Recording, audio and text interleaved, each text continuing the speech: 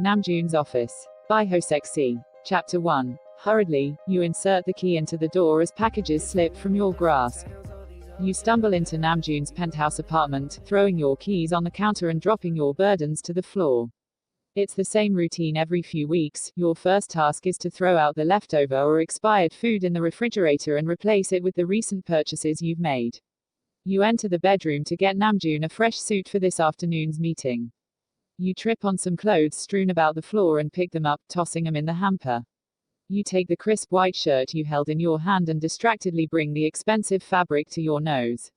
It smells of your boss, the oakiness of his aftershave, and the sweet nectar of his hair product. The garment gets thrown in with the rest. The housekeeper would take care of that later in the week. Running out of the apartment, you grab your keys and turn on your phone. You were planning to get some calls in while waiting for the elevator. There is just enough time to get back to the office to attend the meeting with Namjoon. You have been his secretary for almost 7 years, starting his business with him when it was just the two of you, trying to get it off the ground. Now, the production company has dozens of employees and a few successful musical acts. You reach the office just as Namjoon was poking his head out of the door. The phone is ringing, he says unnecessarily. Get it yourself. I'm busy. Namjoon just snorted and picked up the phone on your desk. You made your way into his office, hanging up the suit and throwing his personal mail onto his desk, waiting for him to follow you. You need to start changing now. We only have a half hour, you inform him. He humphed but acquiesced. He began unbuttoning his casual shirt, revealing the stark white undershirt below as you looked on from your usual seat in front of his desk. Are you enjoying the show? Namjoon asked with a half smile. I have to get my thrills somehow, you answer. I will call HR and report you. I am HR, you say, standing to leave the room. Continuing to dress, Namjoon stopped you with a question. Do you have plans this weekend? You looked at him with your head tilted to the side. You know I don't have any plans this weekend. Oh good, because you're going to be my date for a weekend meeting with an American production company. It's mostly networking, but we want to start doing business together. The meeting is at a private villa in California. Do you have your passport ready? Namjoon, I can't just get up and go to California on such short notice, you say. As you brush back a tendril of hair that had escaped your messy bun. Please, I need you there as my good luck charm. I want to make a good deal for the company, and I need your organizational skills. You know I won't make it there without you. You are a softie when it comes to Namjoon, especially when he was whining. You fold easily and agree to take the trip. On the plane, you and Namjoon discuss business-related matters, looking over company financial records that needed to be approved, catching up with different acts' schedules, and seeing what new talent was being scouted. When the work was done and put away, you and Namjoon enjoyed a glass of champagne and promised to try and have fun for the rest of the trip. He sat in front of you in the first-class cabin.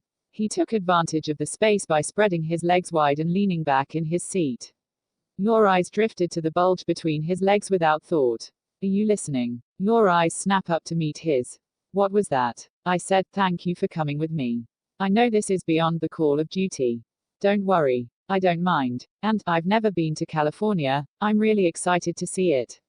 For the duration of the flight, you make small talk and busy yourselves on your devices. A car was waiting at the airport to take you to the villa. You were excited as you observed the California landscape drifting by the window. This is so exciting, Junie. Look how beautiful the scenery is. Namjoon moves his body around yours to get a look out of your window. You smell the lingering scent of his aftershave even after the long flight. Yes, it's so pretty, he agrees distractedly and sits back in his seat. You were undeterred by his lack of excitement. You enjoy the trip to the house you will be occupying for the long weekend. A host greets the guest upon arriving at the large but quaint villa. She informs you that it would be a casual weekend with other people in the industry and would be great for networking. You were shown your rooms opposite from each other down a long hallway, saying your goodbyes at the door. I'll see you at dinner, don't be late, you call to Namjoon. Okay, see you, he said as you both entered your separate rooms. You decided on a dress for dinner, not knowing what to expect. It was one that was kept in the back of the closet with the tags still on. You are overjoyed to finally get the chance to show it off. Just before 7 p.m., you called on Namjoon, knowing that he was probably running late. I'm almost done. Come in. You look great. Namjoon stops to take you in. You step into his room and wait as he throws on a casual jacket and puts on his shoes. Dinner tables were set up for the guest outside on the terrace. You take your seat next to Namjoon. It was a buffet-style dinner, forcing people to mingle with other guests. The decadent food was served with wine produced by the vineyard just behind the villa. After socializing, you sat with Namjoon sipping wine and chatting as people started to take their leave. The change in time zones caused you to be wide awake while others were beginning to flag. Hey, let's go for a walk, Namjoon suggests, grabbing a bottle of wine from the table. Sure. You slowly made your way down the vineyard's lighted path, sharing the bottle of wine between you without a glass. I can't believe you made it this far, Junie.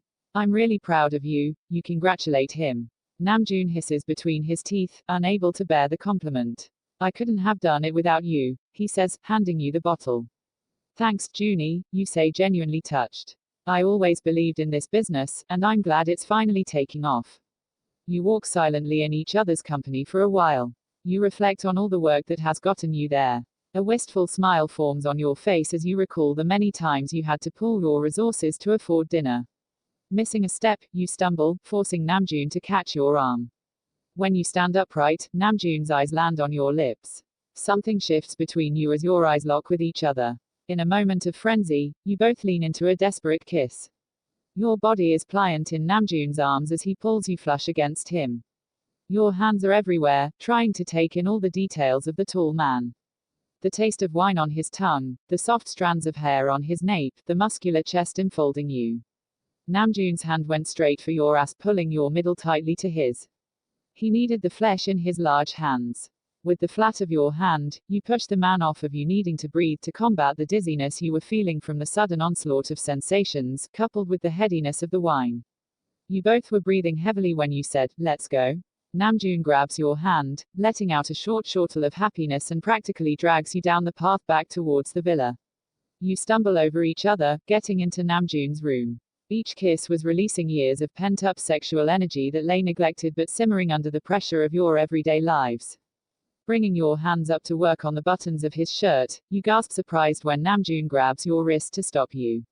He kicks the door closed with his heel and tilts his head in warning, one eyebrow going up slightly.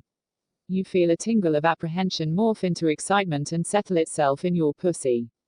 I think it's about time you strip for me, don't you, my little office tease? Namjoon heads toward the ottoman at the end of the bed. Junie, I never. Tisk, Namjoon silences you. None of your sass tonight, he says, taking a swig of wine from the bottle.